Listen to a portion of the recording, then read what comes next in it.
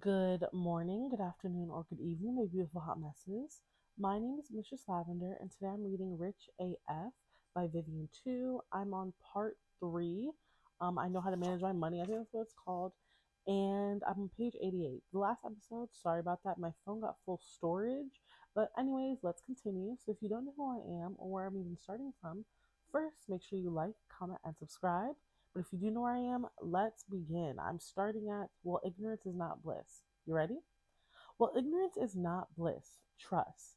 But I'd be lying if I said budgeting was always super fun and easy breezy. It's definitely going to feel worse before it feels better, but it will feel better. Budgeting is basically pre gaming for your life. If you take 3 shots at your friend's place before heading out for the night, you're not going to have to spend as much at the bar to keep having a crazy wild drunk a night. This is a scientific fact. That's really all that budgeting is. Same principle.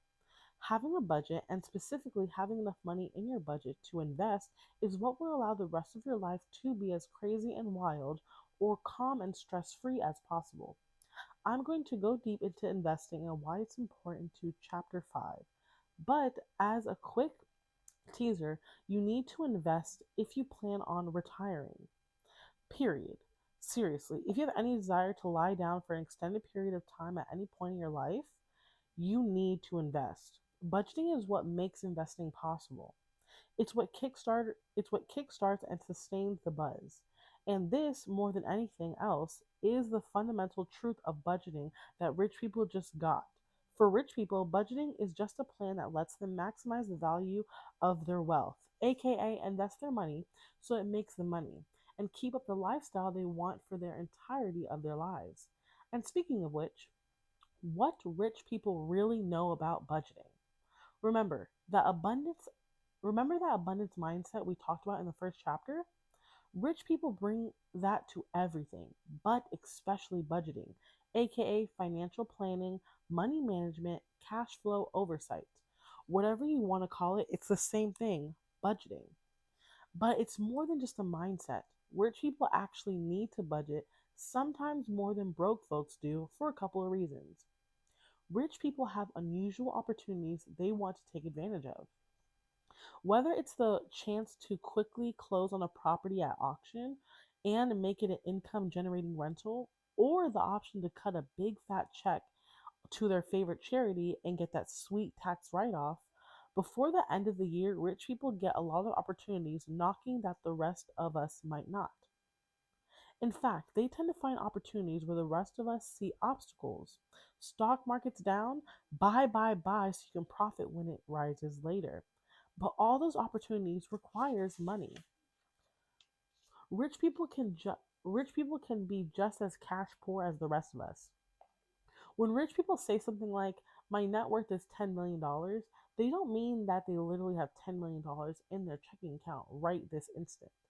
What they do mean is something more like I own a portfolio of assets, and the value of those assets, minus all of my liabilities like debt, loans, mortgages, and so on, is $10,000. Cash is only one kind of asset, and almost every rich person is going to have more than just cash making up their portfolio.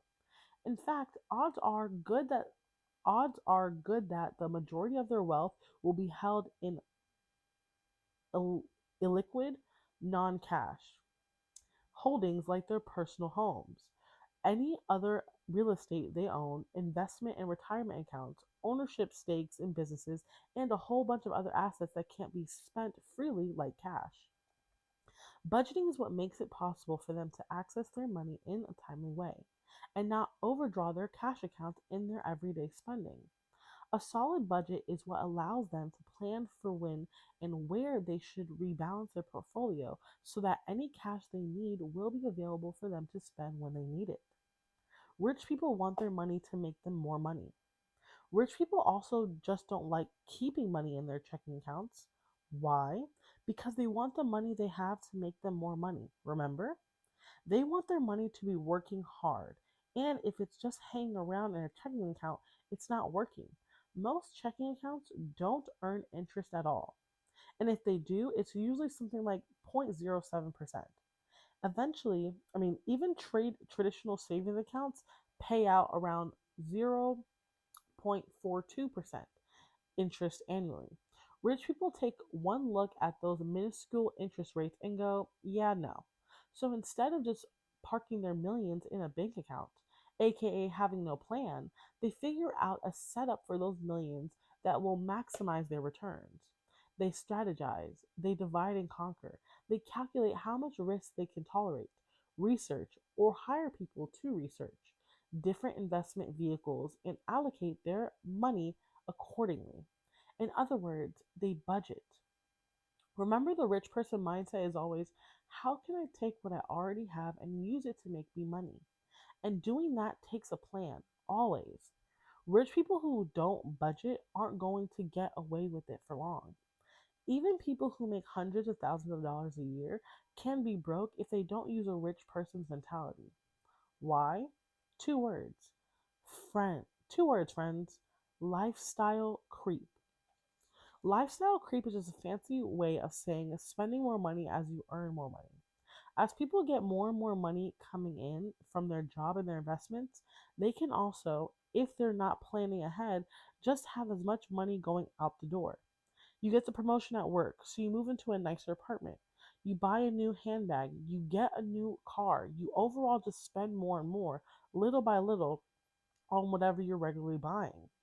Lifestyle creep can be so tempting and super insidious, hence the creep factor, but it's possible to avoid it with some advanced budgeting techniques, like value-based spending and factoring in non-negotiables, which we'll discuss in a hot sec.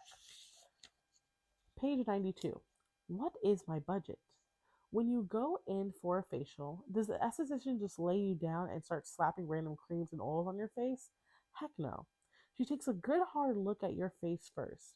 Maybe she even wipes out a